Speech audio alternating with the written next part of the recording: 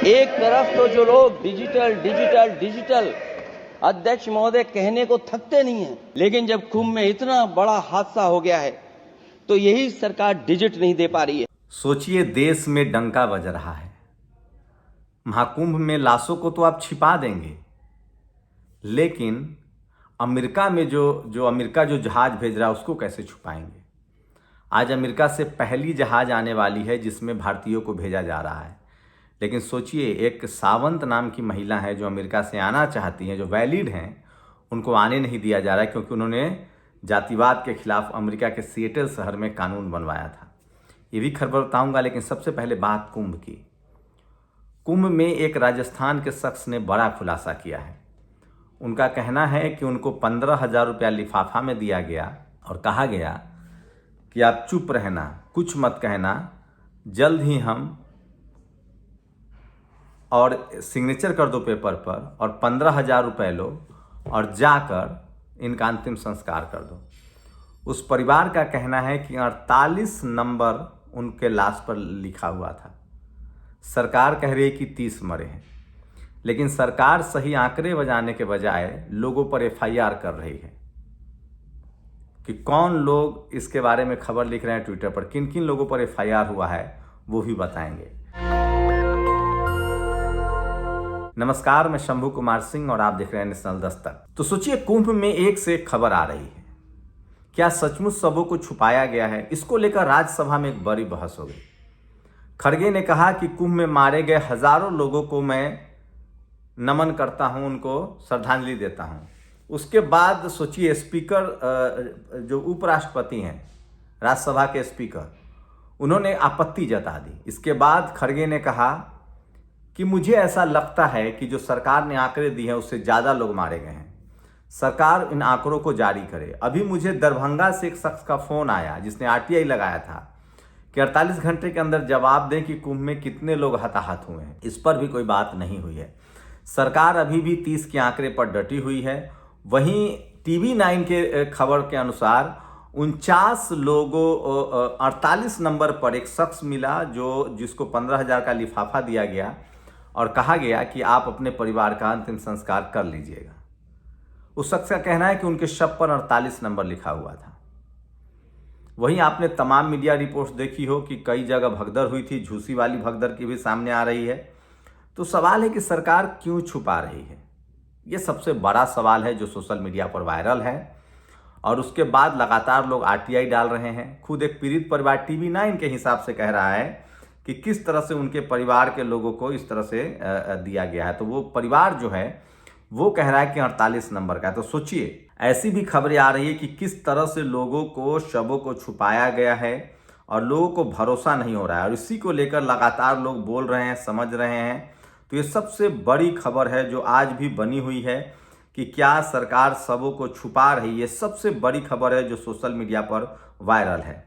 तो ये खबर जो है, इसके बाद से लगातार लोग सवाल पूछ रहे हैं और इन सवालों का लोगों के पास जवाब नहीं है।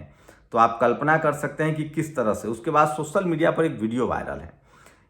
ये स्क्रीनशॉट देखिए। इस शख्स का नाम है शांतनु गुप्ता। ये सीएम योगी के जीवनी लिख चुके हैं। इनका कहना था कि इस बार भगदड़ मचेगा ही नहीं क्योंकि योगी जी ने फुल प्रूफ तैयारी कर ली है। यहाँ तक कि अखिलेश के समय जो भगदड़ मची थी रेलवे स्टेशन पर, वो भी रेलवे योगी जी ने अपने अंडर में ले लिया है। तो इस तरह का ओवर कॉन्फिडेंट था। और इसी बीच में खबर आ रही है कि जिन लोगों के खिलाफ एफआईआर दर्ज हुई है, महाकुंभ से संबंधित भ्रामक पोस्ट करने पर एक्स हैंडल पर प्रयागराज पुलिस ने एफआईआर किया। ब्रजेश कुमार प्रजापति, रज्जन शाख, अशफाक खान, सत्यप्रकाश नागर, प्रियंका मौर्य, आकाश सिंह, अभिमन्यु सिंह। पुलिस ने कहा, नेपाल के वीडियो को महाकुंभ प्रयागराज का बताकर पोस्ट करते हुए यह अफवाह फैलाई जा रही थी। महाकुंभ 2025 प्रयागराज यानी मौत का महाकुंभ। भगदड़ कांड में एक परिवार से 3 लोगों की जान गई। परिजन पोस्टमार्टम हाउस के कंधे पर शव को लेकर जा रहे हैं। कम से कम एम्बुलेंस के माध्यम से शवों को उनके जन्म तक पहुंचाने के लिए मदद करनी चाहिए थी। यूपी पुलिस द्वारा वीडियो को फैक्ट चेक करने नेपाल का पाया गया है। इसको लेकर प्रभाकर मिश्रा ने लिखा है। तो सोचिए, पुलिस कहाँ सचेत है। सोचिए, जो लोग भ्रम फैला रहे हैं उनके खिलाफ कार्रवाई होनी चाहिए। जो पुलिस अधिकारी लोगों की मौत के बाद भी लगातार कह रहा था कि कोई भगदड़ नहीं हुई, वह भी भ्रम फैला रहा था। जो अधिकारी लाउड स्पीकर पर मेला क्षेत्र में सोए लोगों को मध्यरात्रि में स्नान करने के लिए बार बार कह रहा था, जो सोवत है सोखोवत है, वो अभी भ्रम फैला रहा था। जिसने कहा 144 साल के बाद ऐसा महाकुंभ का संयोग आया है, यह भी भ्रम फैलाया गया। जिसने मौत के आंकड़े छुपाए उसे भी भ्रम फैलाने की श्रेणी में रखा जाए। जो ये कह रहा है कि भगदड़ में मारे गए लोगों को मोक्ष मिल गया है, वह भी भ्रम फैला रहा है। प्रयागराज पुलिस को ऐसे लोगों के खिलाफ भी FIR दर्ज करनी चाहिए थी। तो तमाम सवाल हैं जो सोशल मीडिया पर पूछे जा रहे हैं। और सोचिए कि किस तरह की स्थिति है, अभी भी मरने वालों की संख्या को लेकर लगातार जो है वो हालात सच सामने नहीं आया है। और TV 9 जो है वो एक लगातार जानकारी दे रहा है, न डरूंगा न दबूंगा न झुकूंगा, फिर चाहे एक FIR हो या 1000। एक वीडियो जो है जिसमें शवों को ले जाया जा रहा है, तो वो वीडियो को पोस्ट करने से बचिए। ये प्रजापति हैं, ब्रजेश कुमार प्रजापति पूर्व विधायक हैं, इनके ऊपर भी FIR हुआ है। लेकिन असली खबर देखिए, राजस्थान के रामनारायण का कहना है कि उनकी पत्नी नायली देवी की मौत महाकुंभ में भगदड़ में हुई। अस्पताल में उन्हें एक लिफाफे में 15,000 रुपये देकर कहा गया कि अंतिम संस्कार करवा लेना, उनसे कुछ कागज पर साइन कराएं। उनके मुताबिक उनकी पत्नी के शव का नंबर 48 था। सरकार कह रही कि 30 मौत हुई है। तो ये सोचिए, ये सारे चैनल्स वाले खबर चला रहे हैं जो मैं आपको बता रहा हूँ। इसका मतलब है कि सोशल मीडिया पर अभी भी ये खबरें चल रही है और सोशल मीडिया पर ये खबर ट्रेंडिंग है। वहीं योगी सरकार जो है वो लगातार FIR दर्ज कर रही है। तो क्या FIR दर्ज करके डराने की कोशिश हो रही है? ये सबसे बड़ा सवाल है। वहीं ये दो साधु देखिए, एक है रामभद्राचार्य जो कह रहे थे कि कुंभ में ऐसा कुछ करेंगे कि POK हमारे कब्जे में आ जाएगा। ये दूसरा है अभी मुक्तेश्वरानंद, जिन्होंने सरकार से झूठ बोलने पर सवाल पूछ लिया, कहा कि जो मुख्यमंत्री झूठ बोलते हैं उनको रिजाइन कर देना चाहिए। इसके बाद तमाम BJP के IT सेल जो हैं वो अभी मुक्तेश्वरानंद के खिलाफ लिख रहे हैं, उनको मुस्लिम बता रहे हैं। रामभद्राचार्य ने सरेआम कहा था कि मुझे अपने शिष्य को समीक्षा अधिकारी की नौकरी लगवानी है। तो आप सोच सकते हैं कि किस तरह से लगातार लोग सोशल मीडिया पर लिख रहे हैं। सोशल मीडिया ही सच्चा मीडिया है, सोशल मीडिया ही बहुजन मीडिया है।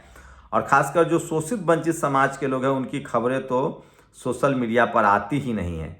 लेकिन उसके बावजूद सोचिए, चंद्रशेखर आजाद का एक वीडियो वायरल हो रहा है। उन्होंने कहा कि कुंभ पर करोड़ों खर्च रुपए करने वाली सरकार संत रविदास, फुले और अंबेडकर की जयंती पर कितना खर्च करेगी। ये वीडियो सोशल मीडिया पर वायरल है कि आखिर एक ही धर्म के लोगों को इतनी तरजीह क्यों दी जा रही है, बाकी लोगों को क्यों नहीं दी जा रही है। ये सबसे बड़ी खबर है।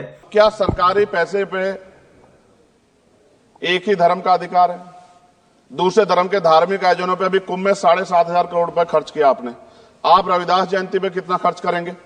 आप 14 अप्रैल को डॉक्टर बाबा साहब अम्बेडकर जिनकी जय जयकार होती है उन पे कितना खर्च करेंगे? और उनके विचारों को आगे बढ़ाने के लिए आप क्या सहयोग करेंगे? ये सवाल बहुत बड़ा है जो सोशल मीडिया पर वायरल है। और इसलिए कह रहा हूं, सोशल मीडिया ही सच्चा मीडिया है, सोशल मीडिया ही बहुजन मीडिया है। वहीं खड़गे ने संसद में भी सवाल पूछा है कि कम से कम कितने लोग मरे, ये तो ऑथेंटिक जानकारी दी जाए। उन्होंने 1000 लोगों को श्रद्धांजलि दी थी। उसके बाद उपराष्ट्रपति ने उस पर आपत्ति जताई। उनके आपत्ति जताने के बाद खड़गे ने कहा कि आंकड़े छुपाए जा रहे हैं, मुझे नहीं पता है। और चंद्रशेखर आजाद का ये वीडियो वायरल हो रहा है कि 7,500 करोड़ रुपए खर्च करने वाली सरकार संत रविदास की जयंती पर, फूले साहब की जयंती पर, बाबा साहब अम्बेडकर की जयंती पर कितना खर्च करेगी। ये खबर भी सोशल मीडिया पर सबसे ज़्यादा वायरल है। वहीं पहली बार ऐसा हुआ है कि सनातन परंपरा को तोड़ने का किसी ने काम किया है। अखिलेश यादव लगातार अपने चुनावी मुद्दे को भी कुंभ से जोड़ रहे हैं।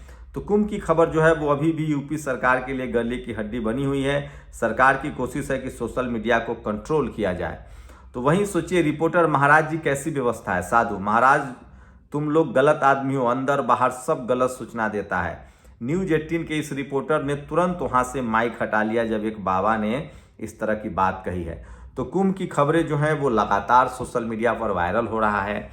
अभी भी लोग RTI लगा रहे हैं। देश को अभी भी पता नहीं चल पाया है कि कितने लोग मरे। इसी भी सोचिए, सोशल मीडिया पर वायरल है। और चंद्रशेखर आजाद ने कुंभ के बजट को लेकर पूछा सवाल, यहाँ तक पूछा कि और धर्मों को क्या इस तरह के सरकारी सहायता मिलेंगे। खड़गे ने 1000 लोगों को ही श्रद्धांजलि दे दी, नमन किया, जिसके बाद उपराष्ट्रपति ने आपत्ति जताई। के बाद उन्होंने कहा कि सरकार आंकड़े छुपा रही है। ये सरकारी प्रवक्ता का बयान है। लगभग 7 लोगों पर FIR दर्ज हुआ है, यूपी पुलिस ने किया है। अभी तक पीड़ित परिवार राजस्थान से सामने आया जिसका कहना है कि उसके सब पर 48 नंबर था। इसी बीच लगातार कुंभ की खबरें जो हैं वो सोशल मीडिया पर अभी भी वायरल है और लोगों को लगता है कि सरकार इसको छुपा रही है तो भगदड़ को लेकर। इसी बीच एक और सोचिए, इस देश की मीडिया कैसे काम करती है। योगी आदित्यनाथ की सरकार है यूपी में, अयोध्या में जो घृणित कांड हुआ उसमें आरोपी 3 पकड़े गए हैं, लेकिन सवाल है कि आरोपी तो पश्चिम बंगाल में भी पकड़े गए थे, वहाँ मीडिया खबर दिखा रही थी। अब एक अलग स्थिति बन गई। अब इस देश में अगर अब कोई क्राइम होता है किसी राज्य में तो पहले जाति देखी जाती है, पहले धर्म देखा जाता है। अगर क्रिमिनल मुस्लिम है तो पूरे मुस्लिम कम्युनिटी को बदनाम किया जाता है। उसके बाद फिर पार्टी देखी जाती है कि किस पार्टी से है। अगर विपक्षी दल से जुड़ा हुआ है तो वो विपक्षी दल जिम्मेदार है। उसके बाद फिर जाति देखी जाती है, जिस जाति से है उस जाति के लोग सारे जिम्मेदार हैं।